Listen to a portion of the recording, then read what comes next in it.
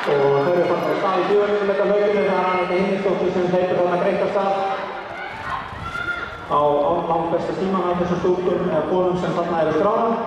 Steinar Erla Davíðsdóttir einnig búin að hlaupa mjög vel, 57 rúmar og Melkortur og Hálfdóttir hleypur þarna fyrir FH og Sara Jóhannsdóttir fyrir Breiðablik. En það er Annika sem hefur tekið afgerandi forystu í þessu hlaupi. Steinar Erla og þá Melkortur.